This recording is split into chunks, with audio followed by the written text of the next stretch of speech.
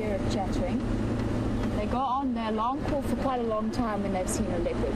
It could be a bird of prey, but unlikely then that the Egyptian geese would be in a tree, especially in a dead tree. Makes them even more of a target. Eyes peeled, everybody. Got it. Got it. Hey. Boom. So good.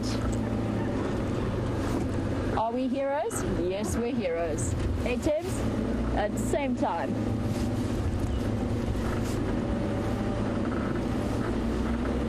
Oh, yeah. Oh, that's a satisfying feeling. Good morning, and thank you, guinea fowl. Looks like... Okay, I'm not even going to try. Let's just wait and see. We're close to the Arethusa Dam, very, very close to the Arethusa Dam. Hello, boy. Oh, but you're impressive.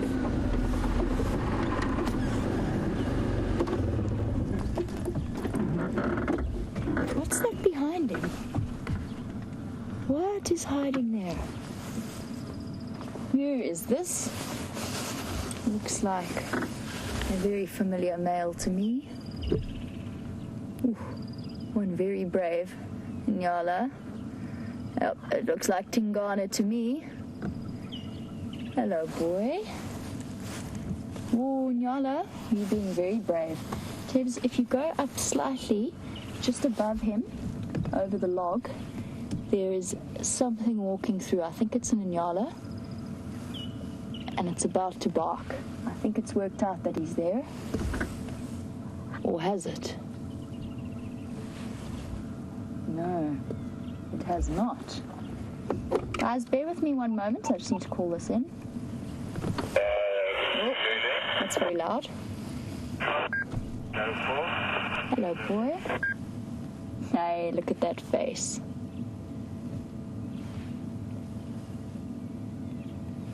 I'm just keeping my voice down. He's sleeping.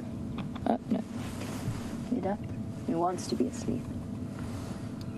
Our stations, if you're interested, I've got Maduro Ingwe on just off the Northern Safari Road, close towards the Arethusa Dam.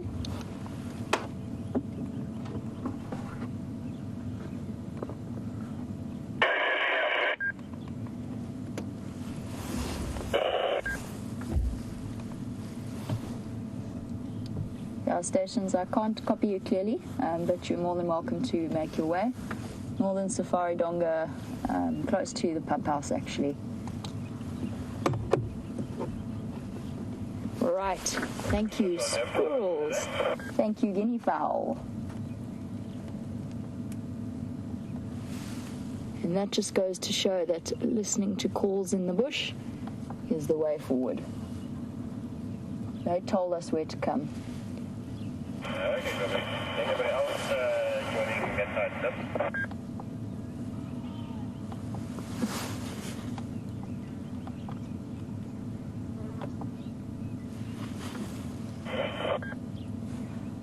Tom, you've asked a really good question about alarm calls. So, do other animals respond to the alarm calls of others by automatically alarm calling, or do they wait until they've seen what the threat is? And it's a bit of a combination of both in my experience. What they'll do is as soon as one creature spots something, it looks and alarm calls. It's looking in that direction, and immediately the other animals will follow its gaze and where its attention's focused, and almost inevitably they then spot the threat and race across, or start alarm calling, or race out of harm's way. With guinea fowl, what I've noticed is that when one starts, they all seem to start. Having had that incredible sighting a while ago with Tingana and the guinea fowl, we know that they're not the brightest necessarily of creatures, and it seems that one alarm calling automatically sets off the other alarm calling, even though it doesn't quite know what it's alarm calling at. So it depends on the animal. Squirrels, I've noticed, sometimes respond in kind, and go-away birds also. It's hard to tell whether or not they've spotted the actual threat. Step. What? All day? Cool, man. What a good way to start the morning, hey, Tibbs? Your favorite animal? Fairly certain it's Tingana. It looks like Tingana to me. He's big, and he's full. So, Dennis, when I said to you that I thought the leopard had a bit of a head start on us, he did. Luckily for us, he decided to stick around, and he might even have killed something. He's up. Something's... Yep, there we go. He's been spotted. Can you hear that bark? It's going to happen again. Or not. There you go. That's the Inyala. Bit behind the times. So there you also have an answer to the question about alarm calls. Inyala don't automatically respond. They wait until they've seen the threat.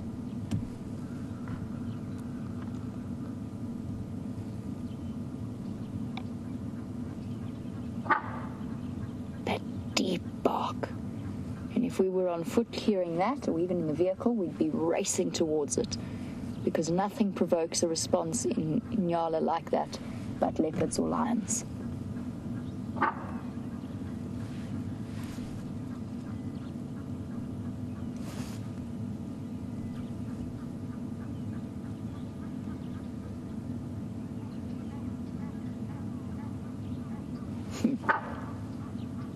He's not too bothered. Seen this behavior with him a lot. Usually Karula or Shadow would have slunk away. And Teresa, you wanted to know what the name Tingana means, because quite often he's spotted something. Sorry, Teresa.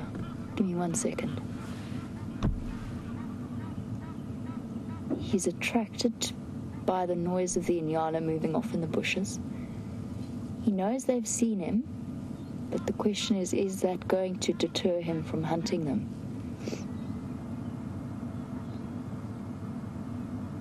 There's one coming really close. There's one, I think the same one that was walking up. No, but spotted him. He's watching it move past. And they're racing away.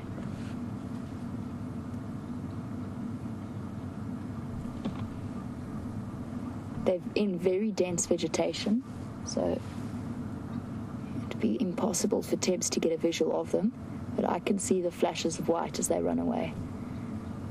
And just by lifting his head, he gave his position away completely. I don't think he was interested in hunting them. That belly looks quite full to me.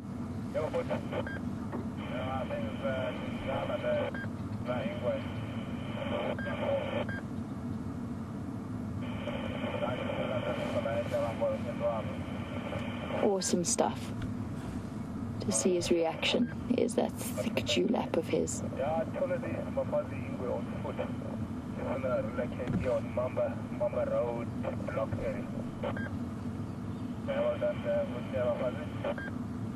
He's still listening, and the reason he's so alert is it's a good way of making sure nothing sneaks up on him as well. Doesn't pay to ignore noises in the bush.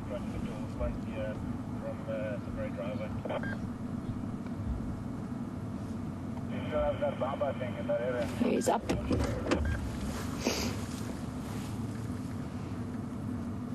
And looking backwards over his shoulder. Don't think he wants to spend too much time around an area where he's been spotted. We're going to try and stay with him. This is a very, very tricky area. So there is a chance that we might lose visual of him. There we go, they're pretty foul again.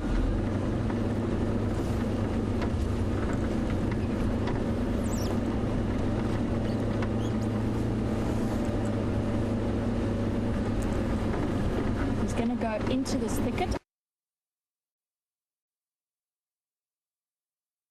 I can't cross here. So let's get our last visuals of him before I have to reposition. Where is he going to go? We might get lucky. He might stay on the side of the drainage line. Oh, look at that. In this incredible morning light. Just a slither of spots.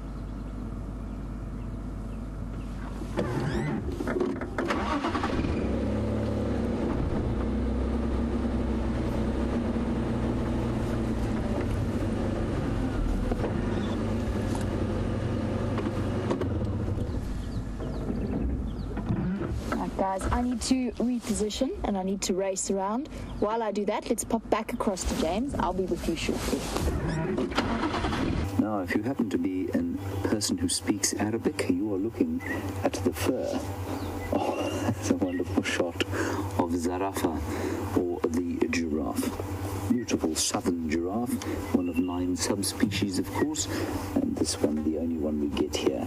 And we were so close to him, but quite astonishingly, I nearly drove clean past him. I was looking at tracks and looking about the place. Brian was looking the other direction, hoping to see what he could see, and then I suddenly looked to the right, and there was a deeply surprised-looking giraffe standing not more than maybe 10 feet from the road.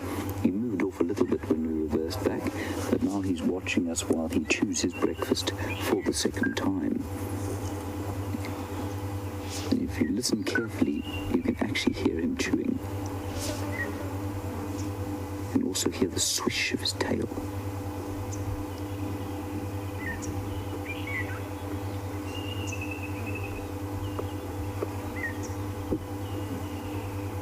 Can you hear that? Click, click, click of his jaw, his teeth grinding up.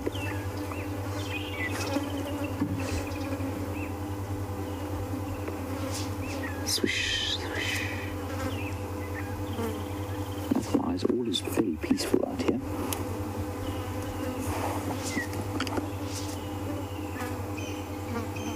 Lots and lots of ticks all the way up the horns there. And he's been particularly confiding.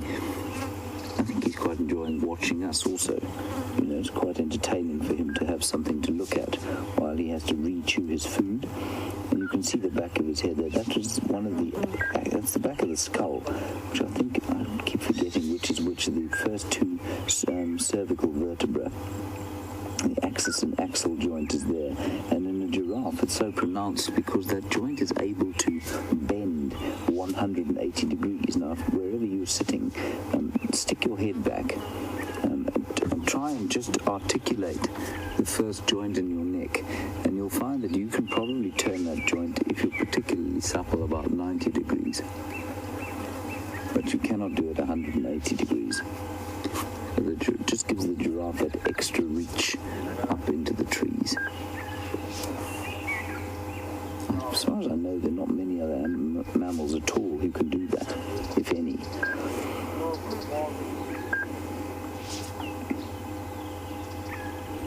Lovely eyelashes. This camera really is quite remarkable the way it gets in there. I mean, we are very close to him, but still. Beautiful detail of his skin. You can see how washed out the sky is actually already as the light has kind of exploded over the horizon. The leaves are quite pale and wilted. And I do make quite a lot of mention of heat and the kind of drought, and it might sound a little bit kind of dreary and almost sort of I don't know, depressing. It isn't. It's fascinating to watch an area in condition like this. We know that the drought will eventually break, and it will become that much sweeter when it does. I just hope that I'm here when it does. Right, Jamie's got her leopard again. Let's sit straight back there, and we'll see what else we can find.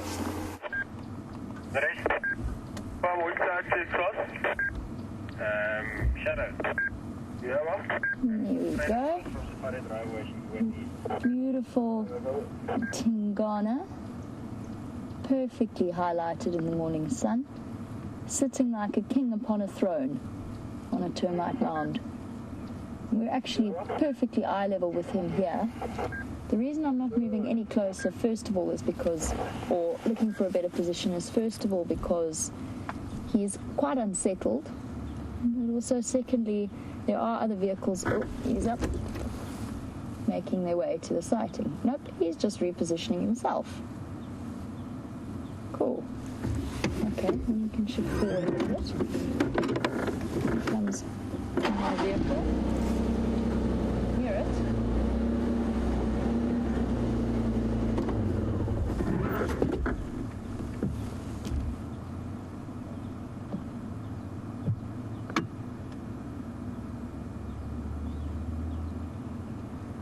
Awesome.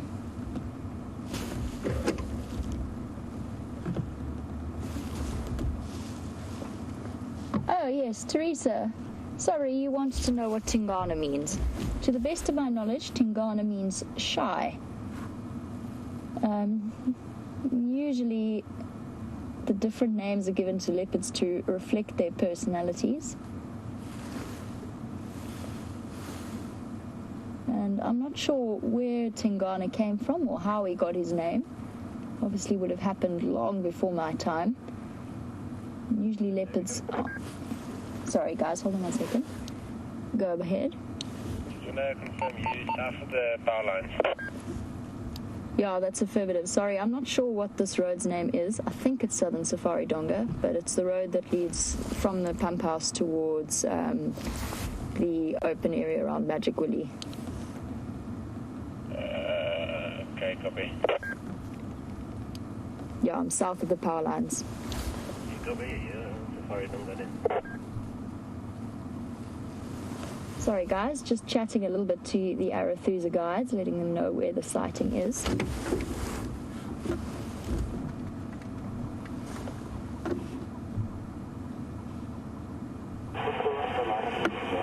Ah, look, we've got all kinds of things happening. Hold on 1 moment, guys. Standby available. Guys, I know that many of you will have reported that the wild dogs are on the Arathusa Dam camera. We'll spend a bit of time with Tingana first and then we'll head there. Stations, apparently, there's my Dutch showing up on the Arathusa Dam camera.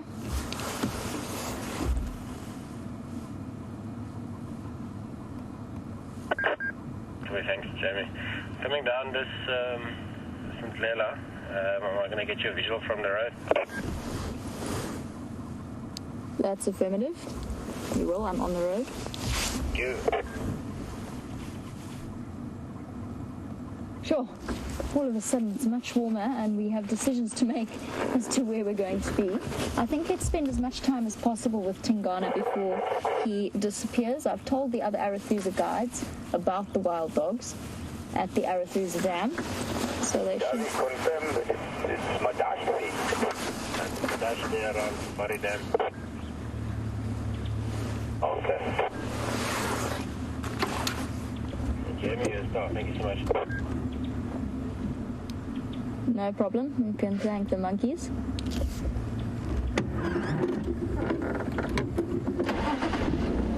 Just going to shift up ever so slightly so that our friend here has a chance to see the leopard as well. Oh, no, just wait a moment. Let him approach first. He's found a nice position.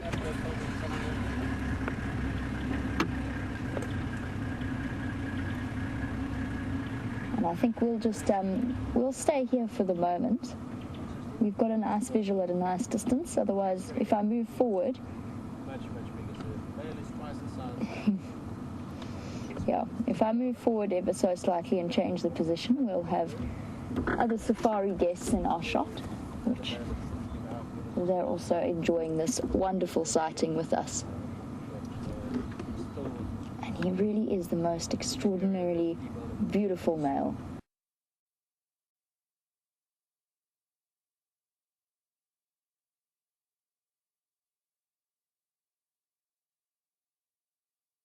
He's right in his prime, had a huge neck, that is essentially head and shoulders. Now, we're not going to rush off to the wild dogs. We'll stay with Tingana as long as possible. And yes, Debbie, I've said it was Tingana. You wanted to know if leopards have unique spots or patterns that help to tell them apart. Yes, they do. The official way is to look at the top row of whisker spots, and they usually have a combination of 2, 3, or 4. Sometimes they have 1. What's up, boy? Where are you going? And this is why I wanted to stay with Tingana, because there's a very good chance we could lose him fairly soon.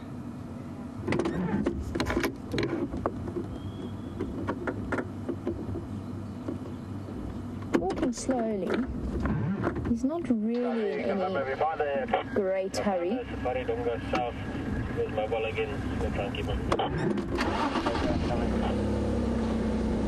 Now, the problem with the area that he's moving in, and why we're not crashing through, is that it is a tambuti thicket. So what that means is those trees are incredibly delicate. We can't drive over them in order to keep up with him. We just have to try and keep a visual of him from the road. He's moving into the drainage line.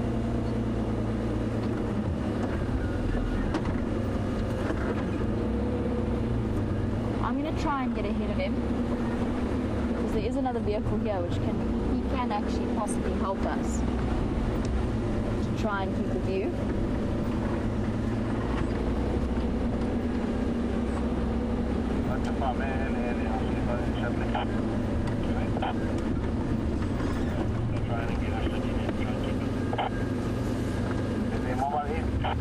I'm just letting these guys go ahead of us.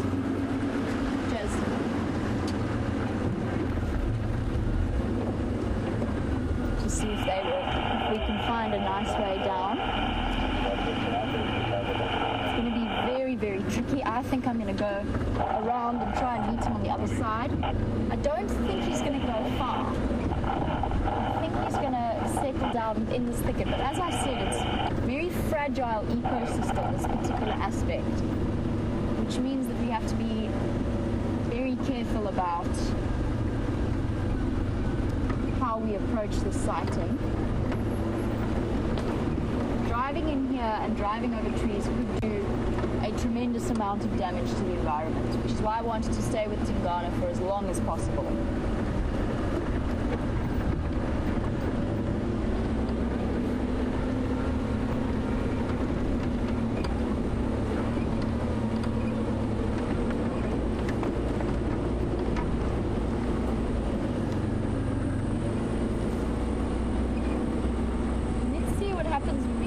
The other side towards the power lines, and we unfortunately have quite a large distance to travel before we can go around.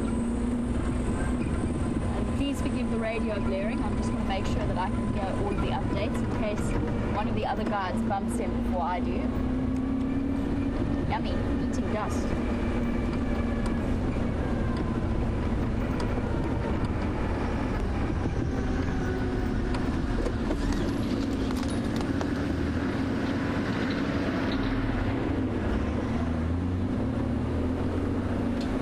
The guards is going to attempt to forge a path. I just want to get onto Arathusa radio and just find out if anybody is responding to those wild dogs.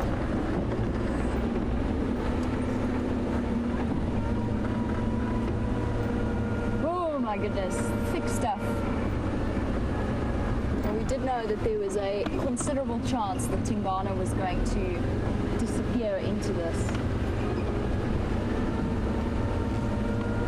Okay, but at least we've got the magical eagle-eyed Tebs on the back to help us spot him again. I'm just keeping the car in low range, that's why it's making that whiny sound, so that we don't have to stop to change gear if we do go off-road. And this is where the wild dogs came down to the dam. You sneaky creatures. I see your tracks.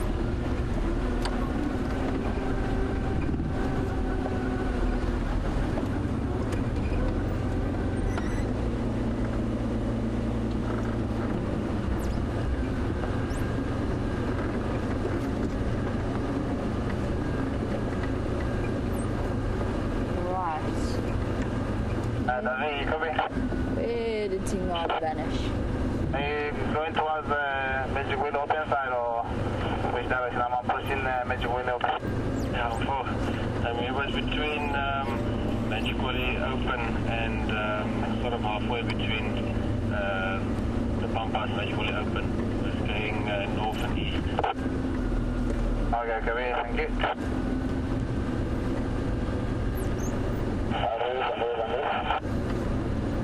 See if he's around here. Okay.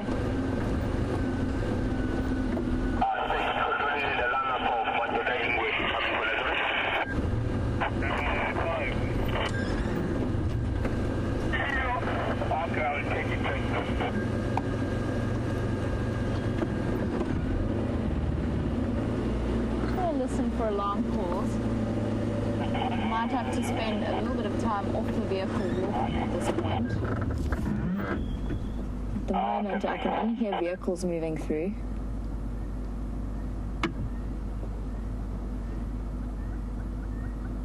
Can't see him anywhere. Standing by. In the area you're in, over there on the opposite side, sort of the area he was going to. I'm not sure if he crossed the score or not. Copy, I'm just standing by here for the moment, just listening to see if maybe the squirrels give him away.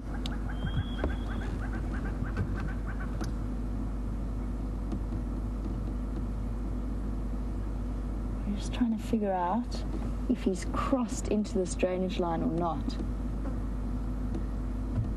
If we can't, what's that movement there? Oh, that's the vehicle. Never mind. If we can't, then you might have to spend a little bit of time trying to relocate him on foot. The problem with Tingana and tracking on foot is that he moves away. He's actually quite shy on foot. Maybe that's where the name Tingana came from.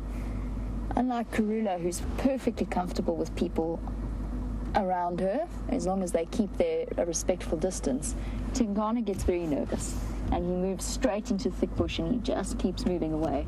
So I'm reluctant to do that unless he pops out, unless we absolutely have to.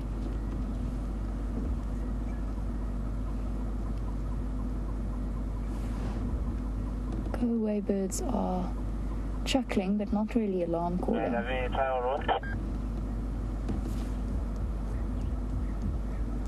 Sure. What an exciting morning.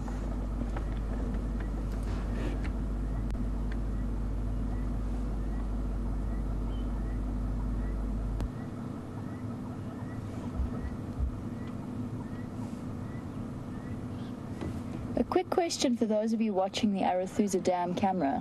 Are there other vehicles at that wild dog sighting? Because I need to know. Otherwise, I need to send people there. Okay. I just want to know so that I know whether we need to send somebody there to keep up with them, particularly if they decide to move. Some meat here as well. Me. Okay, correct. Sure, they're going to shout out where the thing was moving. Pardon?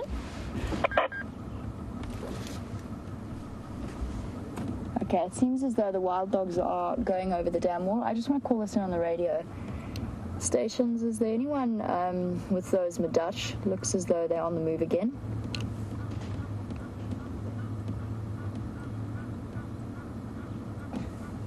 There's nobody on lock first. Okay, copy. There's a hyena there.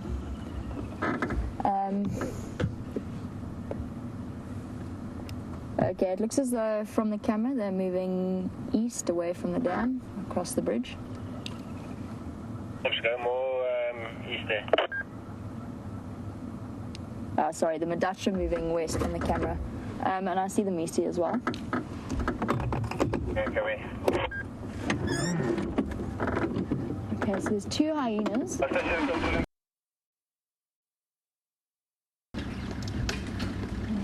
With the wild dogs on the other side of the dam wall. Well done, everybody.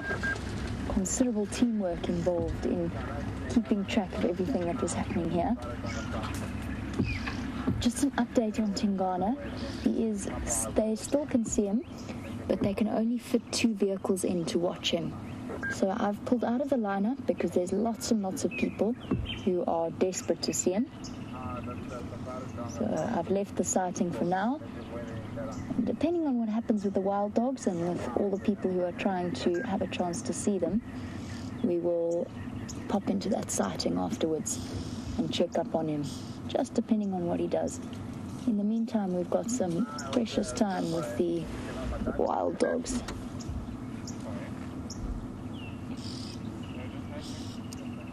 And those big round radar ears that I was talking about earlier.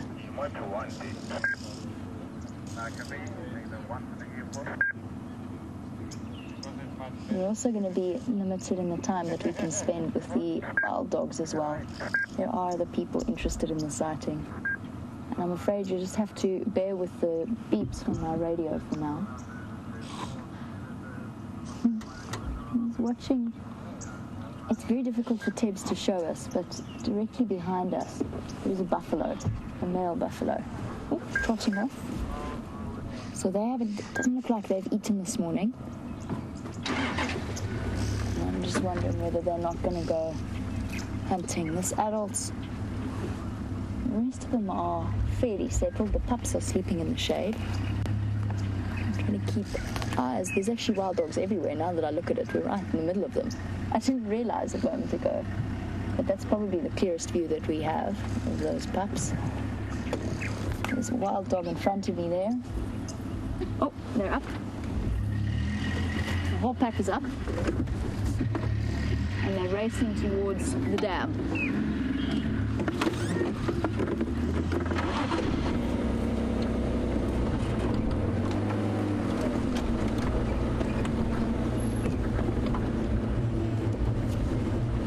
Watch the antenna there, Tibbs. I'm going under this tree.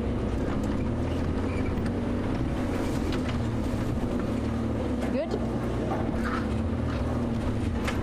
And we're going to get over this log.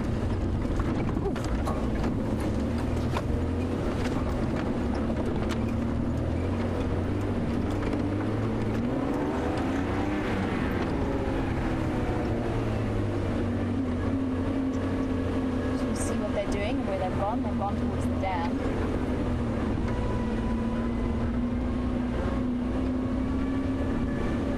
Oh, and they've stopped. Okay.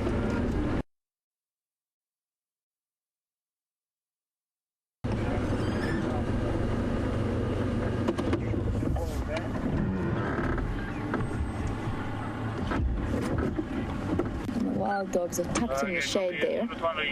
Fortunately, getting a clear position, and we'll be able to see the 2 lying in the shade. I just want to chat to Doug, guys. Just bear with me a moment. Hi, guys. How's it, Doug? How are you? Good, thank you. Does this become 2 vehicle if they're in front of the lodge, or is it? Okay.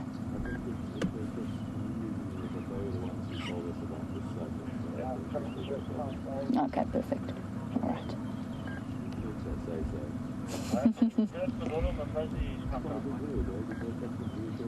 Yeah. This is the quarantine herd that's come down to the dam. Still with the wild dogs. They're going to settle down. I think that's pretty much what they're going to do. Although they've still, by the looks of things, got fairly empty stomachs. I think they were looking for an opportunity to present itself, which it didn't with that wildebeest herd.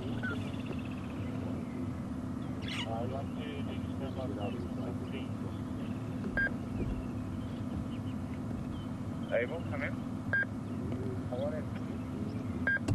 Thank you.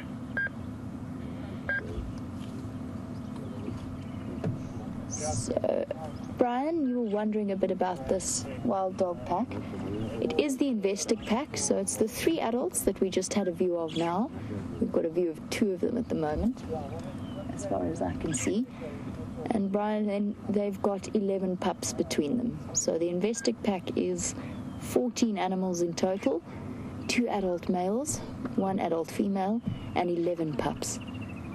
And they've done exceptionally well for a small group. That's quite a tiny wild dog pack, and that's because a couple of the adult males dispersed away from this pack fairly recently. So went off in a group in search of new and exciting mating possibilities away from their original natal clan, their natal pack.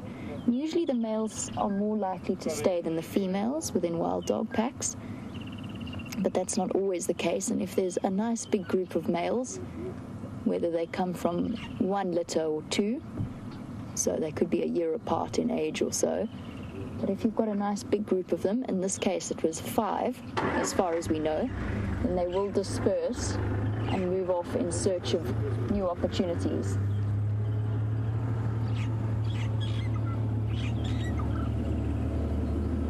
Oh, what an awesome, exciting morning we've had.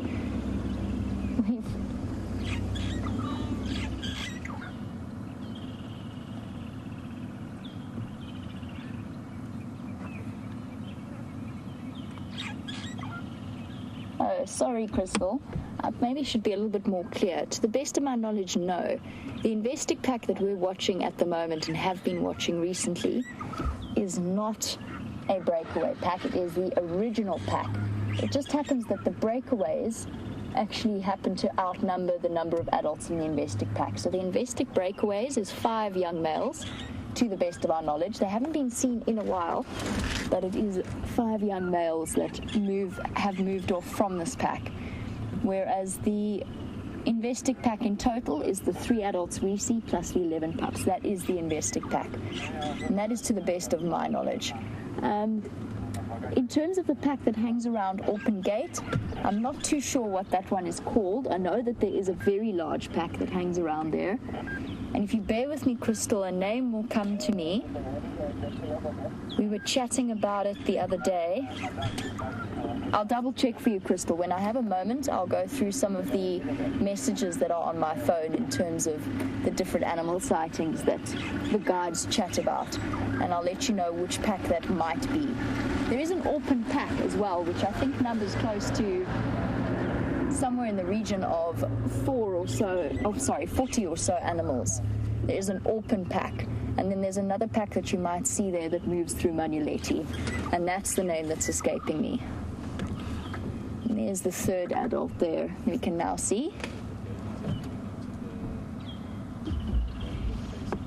Now, while we've been desperately busy racing around, trying to find you new and exciting sightings, I believe that James has got himself distracted cutting down trees. Let's have a quick look.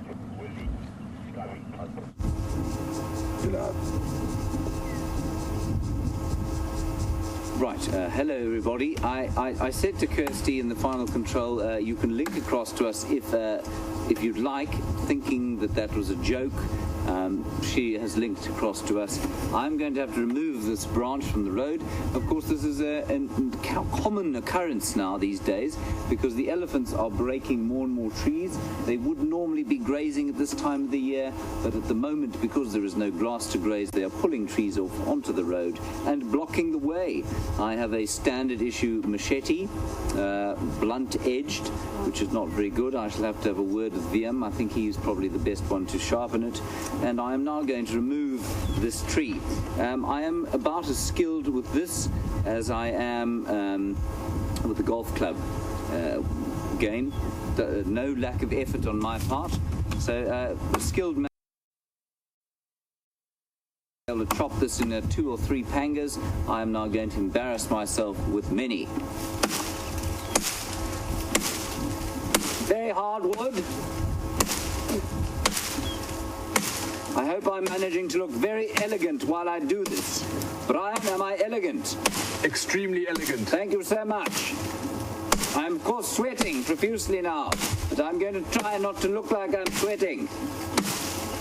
Or hit myself on the knee when I finally get through this very irksome piece of bush. Bravo. Right.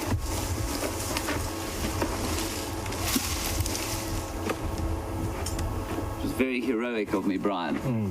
Did you notice? I did. Thank you. I was watching the whole thing. Well done. work out here, everybody. We take great risks, of course, climbing out of the car, attacking a tree with a machete. All in the cause to bring you a wilderness experience. There we go. Right, let's go back to Jamie, stop messing around. We're going to carry on down Hyena Road.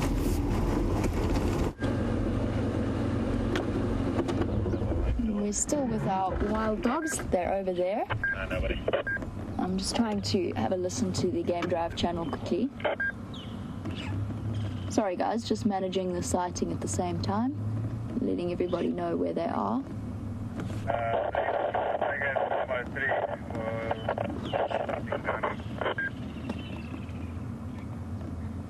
Okay.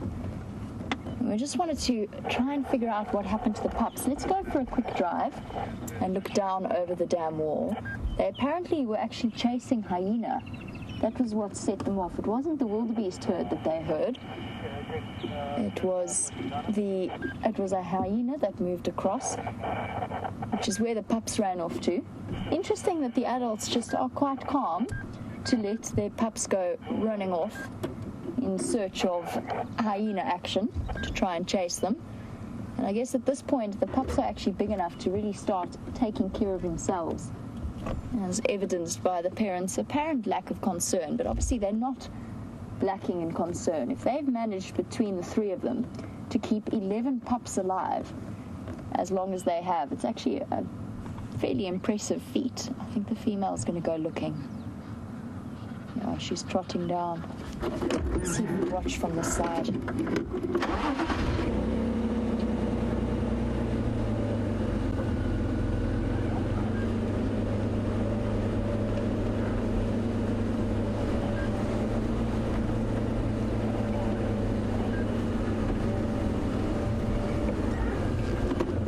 She's dashing in front of me. She's actually right on top of the concrete there, so I'm trying to duck my head out of your way. As the only female, she is automatically the alpha. And as far as I know, these are her pups. I think there was another female within the invested pack, but that was killed in some way. Not sure which way, but Michael, who is a 17-year-old viewer, Michael, you were wondering if the alpha pair or the alpha female will let another individual... Oh, you've got company? Will let another individual breed, or let a subordinate breed. Michael, I'm going to get to your question in a moment. Let's just watch them. I think they're moving back towards their pups. I can see the puppies there, sitting in the shade. Okay, so they've returned back to where they were. So we could actually loop back around to spend some time with them. Michael, yes, the alpha female does let the beta female breed on occasion, or a subordinate female breed on occasion. I'm going to face this way just so I can see what's going on with those dogs. And I can still see visual of them. They're moving through in this area here. There's some of the pups moving around here as well. And Michael, yes, it does happen. The subordinate female does breed in sort of every odd situation. Very often the subordinate pups have a much lower survival rate, and that's because the alpha female is particularly possessive over them. And she's very much restricting, or she sort of focuses on restricting access to all of the pups, including the subordinate's pups, and she'll favor her own over that of the subordinates or the beta females. Now I know that I think it is the Sands pack actually. I could be wrong about that, but I think it's the Sand pack that this particular scenario has occurred, and the subordinate female bred as well as the alpha female, and that's led to, and actually both sets of pups have survived. Sorry, I have to concentrate on not reversing us off the concrete bridge.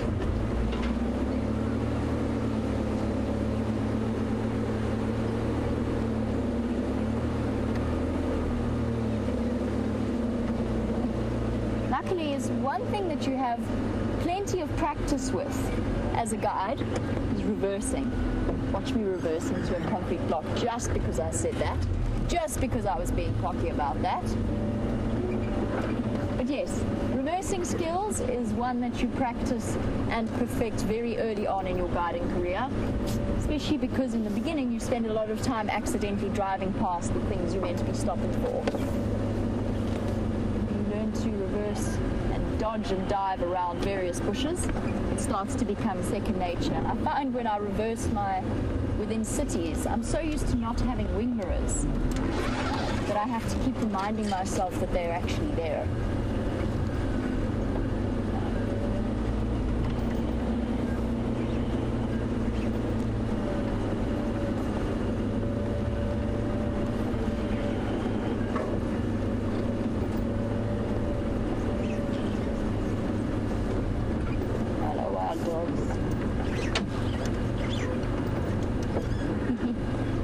Are playing and they're actually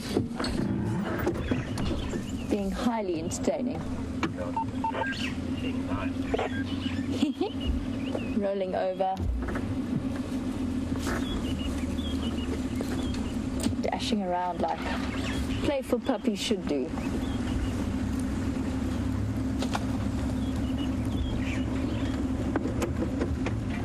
Try and make space for Doug, who's now stuck behind me, so that he can watch the action as well, although it looks as though the pack is moving.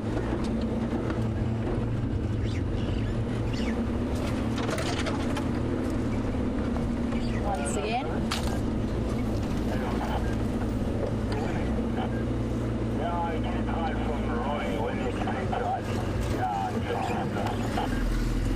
Moving from shade patch to shade patch. And wild dogs are just the most exciting creatures when they want to be. Can we fit under here? Yeah, we can. We just need to drop the antenna.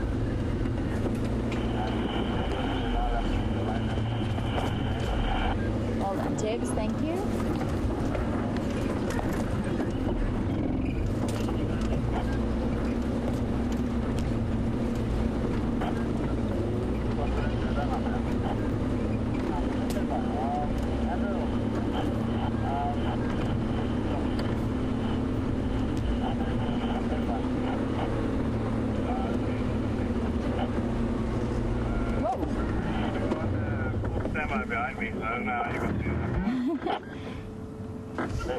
Racing across back again. Oh, zebra. The zebra's chasing the wild dogs. Dashing around after them.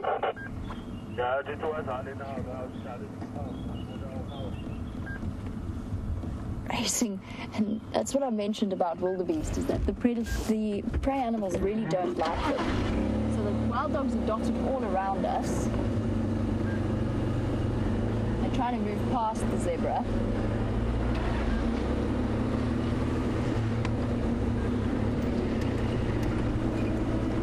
Margaret, while we're racing after this wild dog pack that is keeping us continually on the move, you want to know if they're endangered or protected. They are incredibly endangered and incredibly protected. It's the most endangered predator that we have within southern Africa. They are protected by very strict laws, and we're attempting to get the population up, and it seems to keep suffering setback after setback, quite often in the form of canine diseases. At the moment, the only viable, without any interference, the only viable population of wild dogs is within the Kruger Park itself.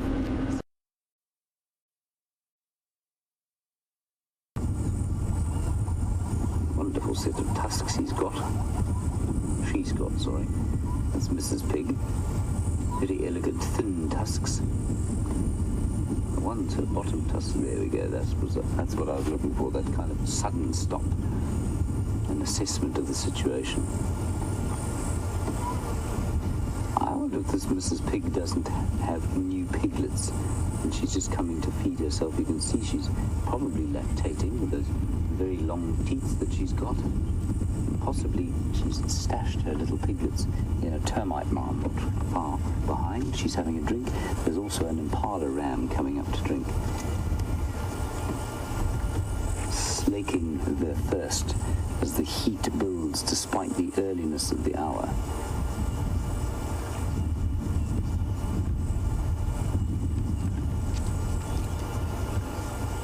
There is the impala.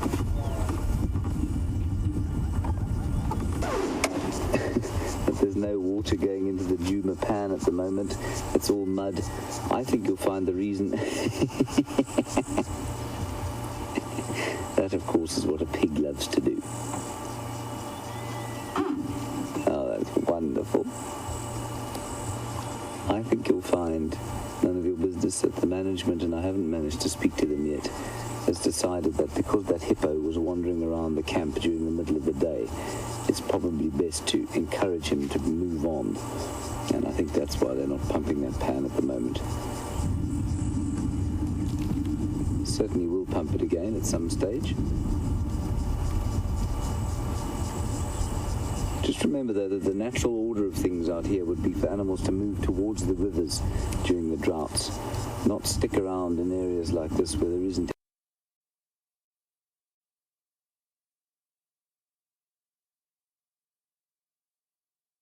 natural standing water. So it's perfectly, certainly from my perspective, it's perfectly ecologically acceptable to cease pumping water. Look at this wonderful wallowing going on here. And this is how those big pans, natural pans, begin. They start like this with a bit of mud, a pig wallowing in them, then maybe a family of pigs, and eventually something larger, a buffalo, might come along and lie in the mud for a while, and eventually they become really large natural pans.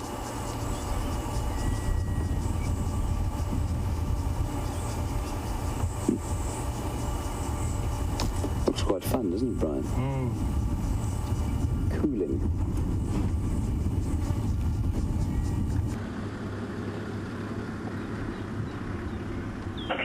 Well, guys, we've got our last few moments with the wild dogs. There are other vehicles that would like to come and join us in the sighting. I'm not going to take up too much more time with them. We've had ample opportunity to have a look at them, and it's time to give other people a chance. So we'll enjoy the last few moments with them. The view is not spectacular. It's as good as it can get. I've planted us in a guarri bush in order to be able to see them. So we'll enjoy one last look of the pups. They're going to be here for the rest of the day, in my opinion. So we'll always be able to catch up with them for the sunset safari. I have been trying to get back towards Tingana, but there's still lots of other vehicles who are still approaching. So that's why we haven't rushed off there. Enjoy the last few moments with them, and then we can move off and give other people a chance. But what an exciting morning. Been incredible. Thanks to Tebs for his wonderful company and camera work, as well as to Kirsty and Jerry NFC, and to all of you, the viewers, for your wonderful questions. Have a fantastic day wherever you are in the world, and we will catch you this afternoon for the sunset safari. Cheers for now.